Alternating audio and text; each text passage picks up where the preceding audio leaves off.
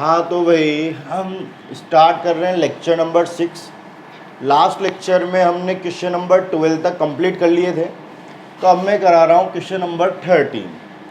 Question number 13 में देखिए आप कि आपकी यहाँ पर ये फॉर्मूला है साइन इनवर्स का 2 tan इनवर्स x की फॉर्म में, ये भी 2 tan इनवर्स x का है। अगर आपको पता हो 2 tan इनवर्स x के मेरे पास 3 फॉर्मूले आए थे। पहला तो खुद tan इनवर्स में था जो था 2x upon 1 minus x square. एक साइन की फॉर्म में था जो था 2x upon 1 plus x square, और एक था जो कोस की फॉर्म में था, cos inverse 1 minus x square upon 1 plus x square. तो आप देखो ये फॉर्मूला भी किसका है 2 tan इनवर्स x का, और ये फॉर्मूला भी किसका है 2 tan इनवर्स x का। तो ये दोनों फॉर्मूले लग रहे हैं, बस एक y में है और एक x में है। तो फॉर्मूले आपको सीधे भी याद होने चाहिए और उल्टे भी याद होने चाहिए। ये तभी होगा जब आप उसको 6-7 बार लिख लिख के प्रैक्टिस करेंगे, तब जाके आपको दोनों तरफ से ये लर्न होंगे। तो आप देखो, तो मैं 2 tan इनवर्स x का फॉर्मूला लिखूंगा जो काम आएगा। तो एक तो ये काम आएगा sine inverse 2x upon 1 plus x square, और एक काम आएगा कोस वाला। भाई हमारे पास ये वाला काम नहीं आ रहा तो मैंने ये लिखा भी नहीं, तो जो जो फॉर्मूले काम आएंगे मैंने वो लिख दिए। अब ये हो गया 10, this is the formula of 2 tan inverse x and it's also, और ये भी यही फॉर्मूला है बट किसकी फॉर्म में y की फॉर्म में। तो क्या लिखा जाएगा 2 tan इनवर्स y। आप देखेंगे दोनों में से 2 कॉमन आ रहा है, तो आप दोनों में से 2 कॉमन ले लें, और आई थिंक यहाँ बाहर हाफ भी था, मैं हाफ लिखना भूल गया, 10 हाफ। तो जैसे आप कॉमन लेंगे into 2, tan inverse x plus tan inverse y, और अब आपका इस 2 से ये 2 कैंसिल, और ये फिर से फॉर्मूला बन रहा है tan inverse x plus tan inverse y का। तो फॉर्मूला बना देंगे हम। तो अगर आपने फॉर्मूले लर्न किए हों तो अभी तक आपको फॉर्मूले लर्न हो गए होंगे।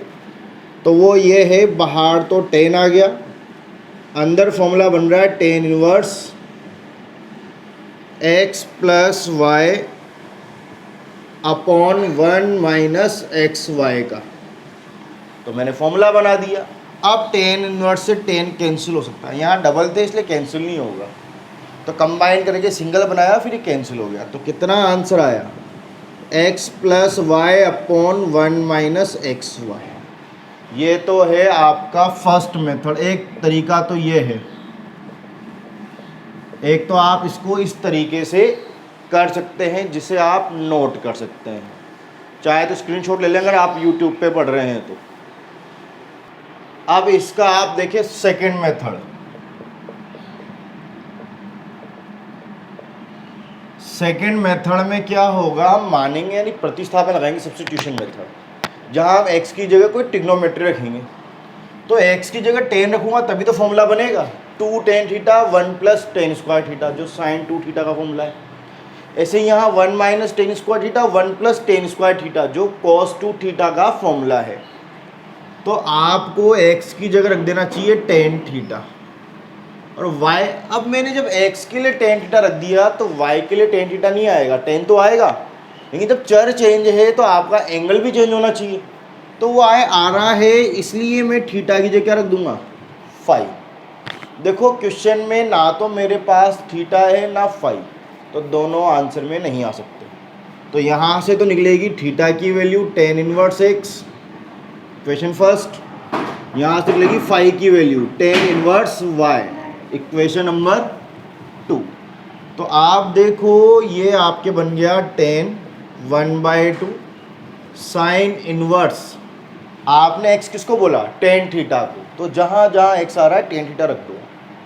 तो रखो 2 tan theta upon 1 plus tan square theta, और प्लस कोस इनवर्स यहाँ फाई रखना है, तो आपके आ गया 1 minus tan square phi upon 1 plus tan square phi. तो आप देखो ये तो आ गया 10, ये हाफ साइन इनवर्स। ये फॉर्मूला काहे का है? ये फॉर्मूला है आपके साइन 2 थीटा का। कॉस इनवर्स, ये फॉर्मूला किसका है? कॉस 2 थीटा का। लेकिन यहाँ फाई आ रहा है तो क्या लिखोगे आप? Cos 2 phi. तो ये अगर आपको 11 के ट्रिग्नोमेट्री के फॉर्मूले हैं याद, तो भी आपका काम हो जाएगा। तो आप देखो यहाँ साइन इनवर्स से साइन कैंसिल, कॉस से कॉस इनवर्स कैंसिल, तो ये आ गया 10 हाफ 2 थीटा प्लस 2 फाई। अब देखो फिर से 2 कॉमन आ रहा है, तो आप फिर से 2 कॉमन ले लें, तो क्या बचेगा? Theta plus phi. मैंने आपको पहले कह दिया था थीटा और फाई हमने माना है, एज्यूम किया है, तो वो आंसर में नहीं आएगा, तो आपको इसकी वैल्यू रखनी पड़ेगी। तो रखो 10, थीटा की वैल्यू 10 इनवर्स एक्स और फाई की वैल्यू 10 इनवर्स वाई। कहाँ से? समीकरण 1 व 2 से, from equation first and second. अब ये तो वही स्टेप बन गई जो पहले बन रही थी। फॉर्मूला बन रहा है 10, तो ये 10 inverse x plus Y upon 1 minus x y. 10 inverse से 10 cancel, x plus Y upon 1 minus x y इसका आंसर हो गया। तो ये हो गया हमारे सेकेंड मेथड, जिसमें हमने 11th के फॉर्मूलों का यूज़ किया है मोस्टली। तो अगर आपको 12th के फॉर्मूले याद नहीं आए, 11th के आ जाए, तो आप उससे भी कर सकते हो ट्रिग्नोमेट्री से। तो इस विधि को बोलते हैं हम प्रतिस्थापन यानी सब्स्टिट्यूशन मेथड, जो हमारे कोर्स में भी है। कीजिए नोट डाउन। तो भैया अब हम करेंगे क्वेश्चन नंबर 14, बट इससे पहले मैं आपको एक बोनस क्वेश्चन बताता हूँ इस चैप्टर में, जो 1 मार्क्स में आपके बोर्ड में पूछा भी गया है। और ये वाला क्वेश्चन भी इंपॉर्टेंट है, ये भी बोर्ड में आ चुका है, इससे पहले वाला भी, उसके बाद वाला भी। तीनों क्वेश्चन वेरी मोस्ट इंपॉर्टेंट है। एक नंबर में आया था कोस π/2 प्लस साइन इनवर्स 1/3, जो मैं अक्सर पेपरों में भी देता हूँ, है ना। तो ये बुक में नहीं है, बाकी ऐसा कोई नहीं है कि आपको नहीं आएगा, आपको थोड़ी सी नॉलेज अपनी लगानी थी। कॉस π/2 यानी 90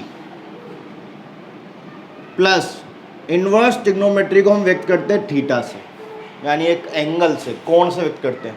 मैंने थीटा एज्यूम कर लिया, तो cos 90 प्लस थीटा कौन सा क्वाड्रेंट? तो अगर आप 90 में कोई चीज़ प्लस करते हो तो सेकंड क्वाड्रेंट आता है, और सेकंड क्वाड्रेंट में cos क्या होता है? नेगेटिव। तो सबसे पहले साइन लगता है चिन्ह, फिर देखते चेंज और नो चेंज लाइन। तो 90 आ गया, मतलब कौन सी लाइन? चेंज। तो आपका cos चेंज होता है साइन में, और फिर थीटा सेम का सेम आ जाता है। तो थीटा की जगह कौन आ रहा है? Sine inverse 1/3। तो साइन से साइन इनवर्स कैंसिल, दोनों आपस में कैंसिल हो जाएंगे, माइनस का 1/3 आपका आंसर है। तो ये आपके लिए बोनस क्वेश्चन, एक्स्ट्रा क्वेश्चन जो बुक में नहीं है, फिर भी मैंने आपको करा दिया। अब ये क्वेश्चन आया, इसमें आपको x का मान निकालना है, यानी find the value of x। ये क्वेश्चन आपके पेपर में इस तरह से भी आ सकता है, समीकरण का हल ज्ञात करें, यानी सॉल्व द इक्वेशन, और ये क्वेश्चन लिख देगा। समीकरण को हल करने का मतलब भी जो उसमें चर आ रहा है वेरिएबल, उसकी वैल्यू निकालना। तो उसमें वेरिएबल कौन है? x। और ये 10th क्लास से आ जाता है। आपने देखा होगा चैप्टर नंबर 3rd और 4th, द्विघात समीकरण या रैखिक समीकरण 2 चरों में, यानी लीनियर इक्वेशन इन 2 वेरिएबल और क्वाड्रेटिक इक्वेशन। तो इक्वेशन में करते क्या थे आप? एक्स वाई की वैल्यू निकालते थे। एक्स वाई क्या थे वहाँ पे? चर यानी वेरिएबल। तो जब भी इक्वेशन यानी समीकरण को सोल्व करना हो तो चर का मान निकालते हैं।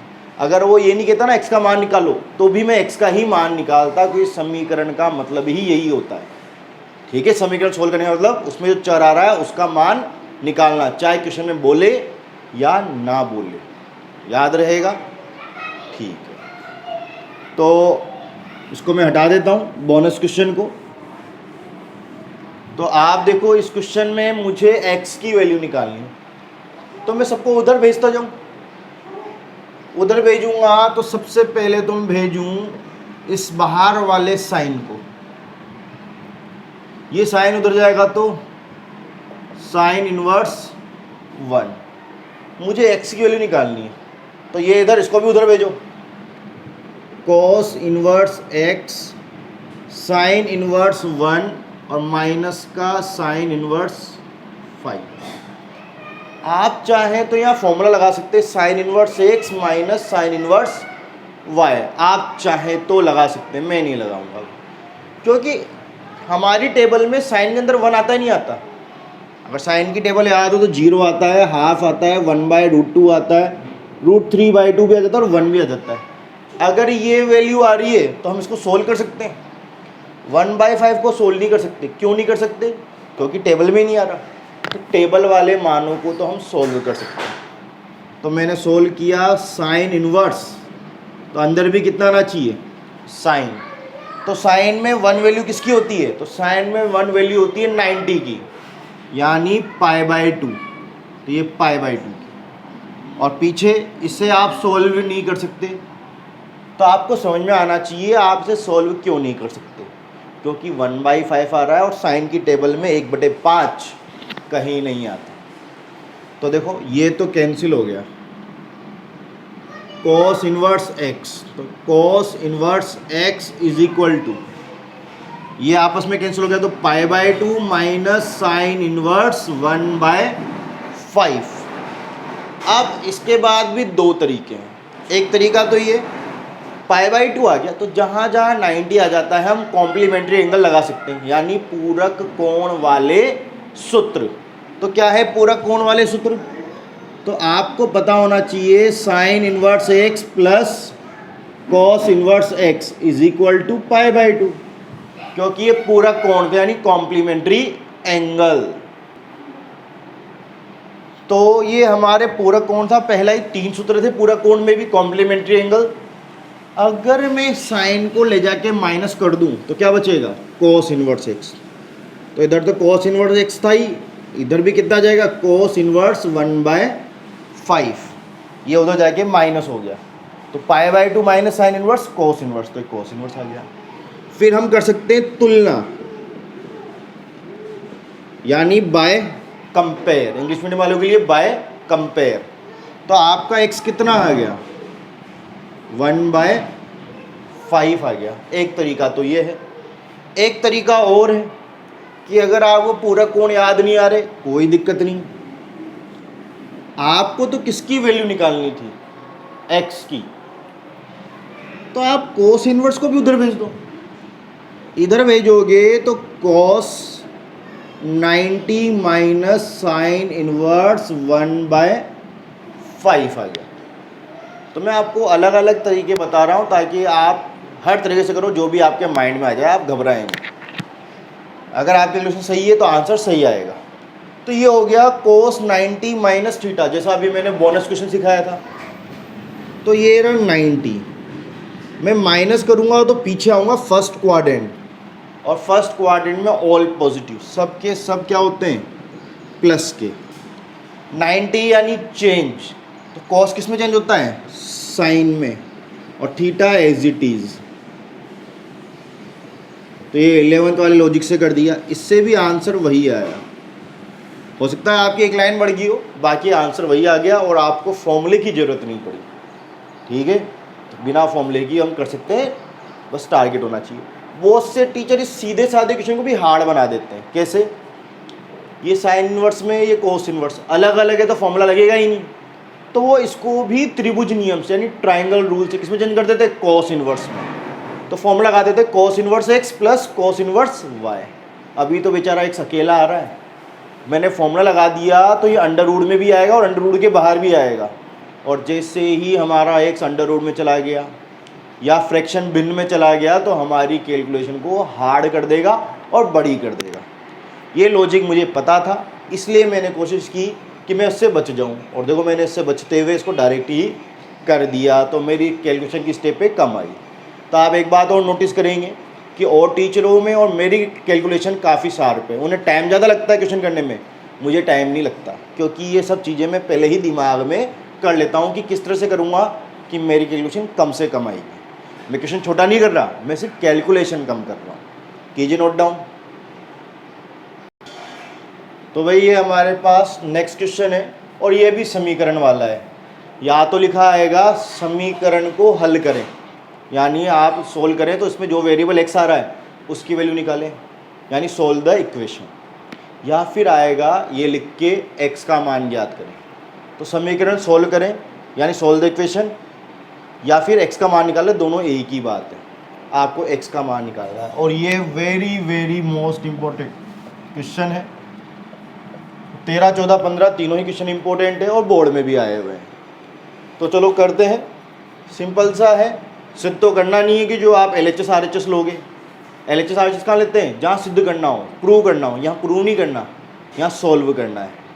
तो आप देखो इसके एक साइड फॉर्मूला लग रहा है, कौन सा फॉर्मूला लग रहा है, tan inverse x plus tan inverse y, tan inverse x plus Y upon 1 minus x Y, ये फॉर्मूला लग रहा है।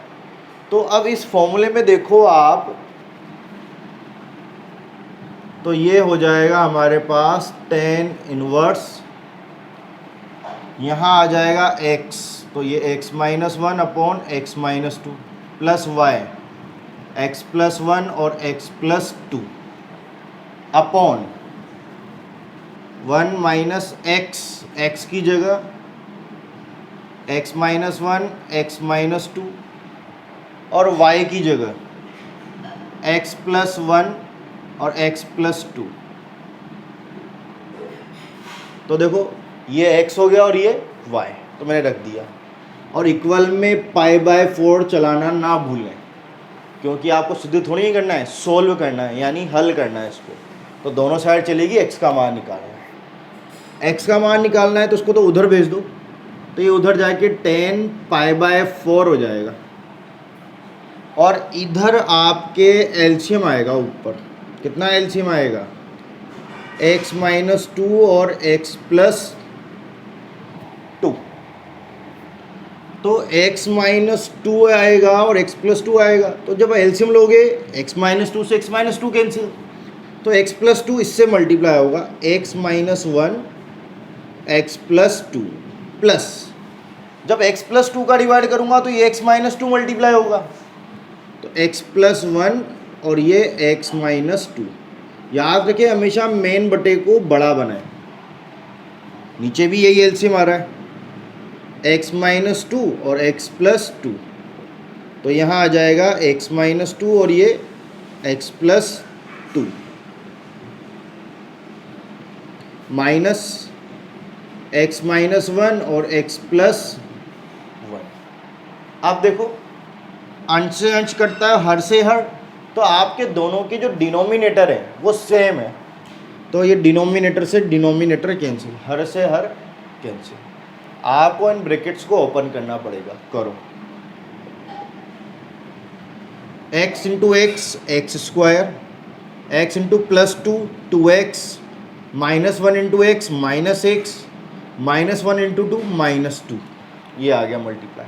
पीछे वाला भी करो, x square minus 2x plus x और माइनस का 2, नीचे नीचे आप चाहे तो मल्टीप्लाई करना चाहे तो मल्टीप्लाई कर ले, मुझे तो फॉर्मूला दिख रहा है a minus B A plus B, A square minus B square, तो एक्स स्क्वायर माइनस 2 का स्क्वायर माइनस, मैं ब्रैकेट क्यों लगा रहा हूँ, क्योंकि बाहर माइनस चल रहा है तो फॉर्मूला आपका ब्रैकेट में आना चाहिए ताकि साइन चेंज हो सके।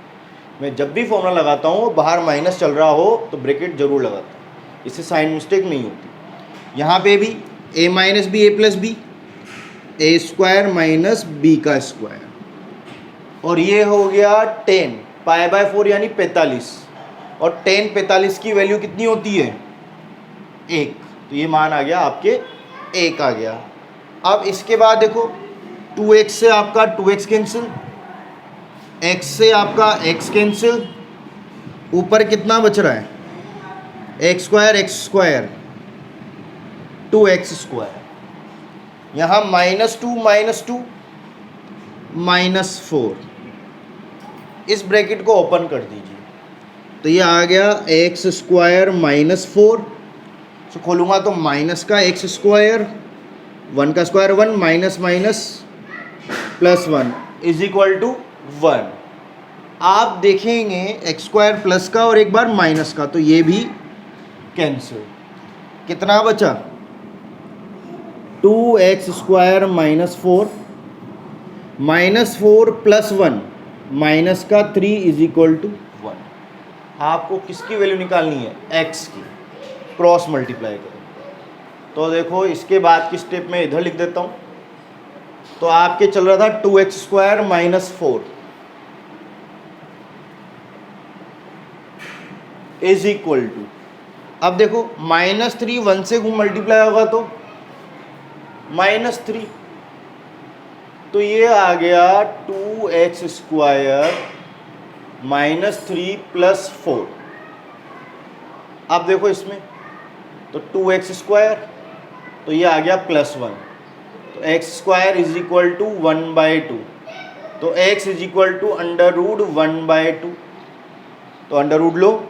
और आपको पता हो जब भी हम अंडर लेते हैं तो बाहर क्या लगा देते हैं, प्लस माइनस, 1 का √1 और 2 का √2।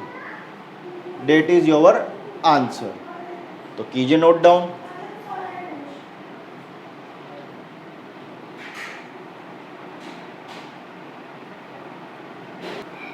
तो भाई इसके बाद देखो आपकी क्वेश्चन नंबर 16, 17 और 19 आएगा, जो मुझे कराने की ज़रूरत नहीं होनी चाहिए। ये हमने लेक्चर 2 में कर लिए थे, याद हो तो, आउट ऑफ रेंज वाले क्वेश्चन। वो हमने क्वेश्चन नंबर 16, 17 और 19 तीनों ही आउट ऑफ रेंज वाले थे, जो मैंने आपको लेक्चर 2 में करा दिए थे स्टार्टिंग में। अब हम करेंगे क्वेश्चन नंबर 18। देखो बाहर आपके पास 10 है, तो अंदर भी 10 की टर्म होनी चाहिए, ताकि 10 का फॉर्मूला लग जाए और 10 से 10 कैंसिल हो जाए।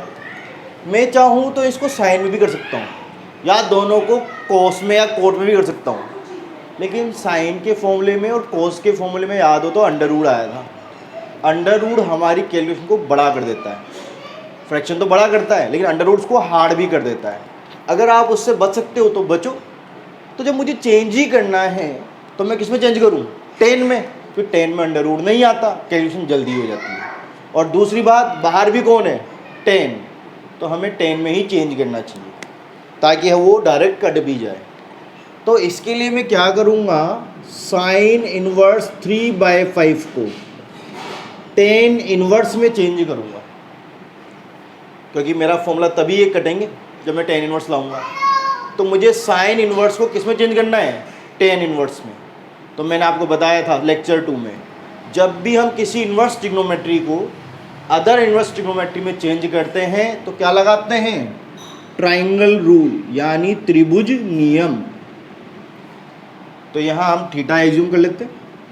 तो साइन का फॉर्मूला क्या होता है, लंब बटे कर्ण, परपेंडिकुलर अपॉन हेपोटेनियस। तो ये लंब है, परपेंडिकुलर, और ये आपका हेपोटेनियस यानी कर्ण।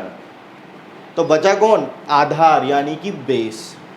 तो जब समकोण त्रिभुज राइट एंगल ट्राइंगल की 2 साइडें पता हो तो थर्ड साइड निकलती है कहीं से, पाइथागोरस थ्योरम से। तो आपको इसमें पाइथागोरस थ्योरम लगानी है, उससे आपके आधार जो है बेस वो आ जाएगा 4। तो इतना तो आना चाहिए, याद है ना, कर्ण का स्क्वायर = लंब का स्क्वायर प्लस आधार का स्क्वायर, इंग्लिश में hypotenuse square = perpendicular square plus base का स्क्वायर, जो क्या है हमारे पाइथागोरस थ्योरम। इसी से ही आपके कितना आएगा, 4। और 10 का फॉर्मूला पता हो तो लंब बटे आधार यानी परपेंडिकुलर अपॉन बेस। तो इससे ये ट्राइंगल रूल से साइन इनवर्स किस में चेंज हो गया, 10 इनवर्स में। कोट को भी चेंज करो तो कोट तो 10 का उल्टा होता ही है, उसको डायरेक्ट चेंज कर दो 2/3। इसके लिए आपको ट्राइंगल रूल की ज़रूरत नहीं है, क्योंकि ये तो इसका अपोजिट है, डायरेक्ट चेंज हो जाएगा। अब ये बाहर चल रहा है 10, 10 इनवर्स 3/4 प्लस 10 इनवर्स 2/3 फॉर्मूला बन रहा है भाई। कौन सा फॉर्मूला बन रहा है? इसको लिखने की ज़रूरत नहीं है, ये तो मैंने आपके समझने के लिए लिखा है कि आपको पाइथागोरस प्रमेय याद आ जाए। तो यहाँ फॉर्मूला लग रहा है आपके 10 inverse x plus Y upon 1 minus x Y, ये फॉर्मूला लग रहा है। तो इसके लिए आप चाहे तो यहाँ फॉर्मूला लिख लें, इसको तो लिखने की ज़रूरत है ही नहीं, ये तो मैंने आपके समझने के लिए लिखा है कि किसी को पाइथागोरस प्रमेय याद नहीं हो तो याद आ जाए। 10 inverse x plus 10 inverse y is equal to 10 inverse, और आप अपना फॉर्मूला खुद लिख लीजिए। भाई बार बार लिखोगे तभी तो लर्न होगा। तो अब आपके 10 इनवर्स से 10 तो कैंसिल हो गया, पहले डबल थे तो कैंसिल नहीं हो रहे थे, अब तो कंबाइंड हो गया तो कैंसिल हो जाएगा। अब देखो आप चाहे तो 3 से 3 काट दें, एलसीएम की स्टेप पे बढ़ जाएगी। अभी तो दोनों का एलसीएम सेम आएगा, ऊपर और नीचे। तो ऊपर का एलसीएम 4 इंटू 3, तो 4 का डिवाइड करूँगा 3 से मल्टीप्लाई होगा 9, 3 का डिवाइड करूँगा तो 4 से मल्टीप्लाई होगा 8, नीचे भी 4 इंटू 3। तो जब एलसीएम लूँगा तो यहाँ आएगा 12 माइनस 3 2 जा 6, 4 इंटू 3 से 4 इंटू 3 कैंसिल, 9 और 8 17, 12 माइनस 6 6, ये इसका आंसर आ गया। तो कीजिए नोट डाउन। तो भाई ये आखिरी के 2 क्वेश्चन बचे हैं जो हमारे मल्टीपल चॉइस है। इसी के साथ हमारी एक्सरसाइज 2.2 कंप्लीट हो जाएगी, और 2-3 वीडियो में अगले में हमारे विविध यानी मिस्केलिनियस और उसके उदाहरण एग्जाम्पल भी कंप्लीट कर लेंगे हम। तो देखो साइन, इसका इस चैप्टर से 2.2 से तो कोई मतलब नहीं है, 2.1 से साइन इनवर्स के अंदर माइनस आ गया, यानी माइनस वाले फॉर्मूले। तो उसके लिए भी 2 थे, टीम ए हो तो माइनस डायरेक्ट बाहर आ जाएगा, और बी हो तो पाई लगाना पड़ेगा। तो ये टीम ए का है, तो ये माइनस बाहर आ गया तो प्लस साइन इनवर्स 1/2। तो मैंने फॉर्मूला यूज़ किया sine inverse minus x, minus का साइन इनवर्स एक्स, ये चूंकि दैट सिंस यानी हम जानते हैं। तो अब देखो साइन इनवर्स के अंदर हाफ वैल्यू आती नहीं आती, टेबल में आती है ना, तो मैं इसको टेबल से सोल्व कर सकता हूँ। जैसे अभी कुछ टाइम पहले 1/5 आया था, वो टेबल में नहीं आता था तो मैं सोल्व नहीं कर पाया। तो ये देखना पड़ता है ये अंदर वाली वैल्यू टेबल में आ रही है या नहीं आ रही। तो ये तो आ रही है, सोल्व करो। Sine π/3 plus sine inverse sine 1/2 किसकी वैल्यू होती है? 30 डिग्री की। 30 डिग्री मतलब π/6। तो साइन से sine inverse cancel, sine π/3 plus π/6 कीजिए इतना नोट डाउन। तो इसके बाद देखो आप साइन, अब आप चाहें तो यहाँ एलसीएम भी ले सकते हैं, आपकी स्टेप बड़ी हो जाएगी। आप देखो ये है 180/3 यानी 60 डिग्री, ये 180/6 यानी 30 डिग्री। 60 और 30 कितना होता है? 90 और साइन 90 की वैल्यू 1, तो आपका आंसर आएगा 1। ऐसे ही ये टीम बी का आ गया, सेम प्रोसेस बस टीम बी का आ गया। अब देखो ये तो प्लस का है तो डायरेक्ट हो जाएगा 10 इनवर्स, तो अंदर भी 10, 10 में √3 वैल्यू किसकी होती है? 60 डिग्री। 60 मतलब π/3 माइनस ब्रैकेट, यहाँ माइनस आ गया तो पहले तो फॉर्मूला लगेगा माइनस वाला, और ये टीम बी का है इसलिए पाई माइनस कोट इनवर्स √3, और बाहर चल रहा था माइनस तो मैंने देखो ब्रैकेट लगा दिया ताकि मेरे से साइन मिस्टेक ना हो। तो मैंने यहाँ जो फॉर्मूला यूज़ किया वो है cot inverse minus x is equal to pi minus cot inverse x, क्योंकि ये टीम बी का है। अब इसको सोल्व करें तो ये तो कैंसिल, कितना आ गया? π/3। ये आपकी कितना आएगा? माइनस का pi, minus minus plus cot inverse √3 किसकी वैल्यू है कोट में? तो कोट में √3 वैल्यू अगर आप टेबल में देखोगे तो 30 डिग्री की, 30 डिग्री मतलब π/6। तो बाहर कोट इनवर्स है तो अंदर भी कोट ही आना चाहिए, तभी आप एंगल लिख पाओगे। अब कोट से आपका कोट इनवर्स कैंसिल, कितना आ गया? π/3 माइनस पाई प्लस π/6। तो आप एलसीएम ले लो भाई इन सब का, कितना एलसीएम आ रहा है? 6 आ रहा है। जब 3 का डिवाइड करूँगा तो 2 से मल्टीप्लाई होगा 2 पाई, यहाँ तो पूरा मल्टीप्लाई हो जाएगा 6 पाई, 6 से 6 कैंसिल तो पाई, 2 पाई और प्लस पाई 3 पाई, माइनस 6 पाई में से 3 पाई जाएगा तो माइनस का 3 पाई डिवाइड बाय 6, 3 से 6 कैंसिल 2 टाइम, तो कितना आंसर आ गया? माइनस का π/2। तो ये दोनों मल्टीपल चॉइस क्वेश्चन थे, तो जिस ऑप्शन से ये मैच खा जाएंगे वही हमारा राइट आंसर है। तो कीजिए नोट डाउन। आज की वीडियो इसी के साथ कंप्लीट।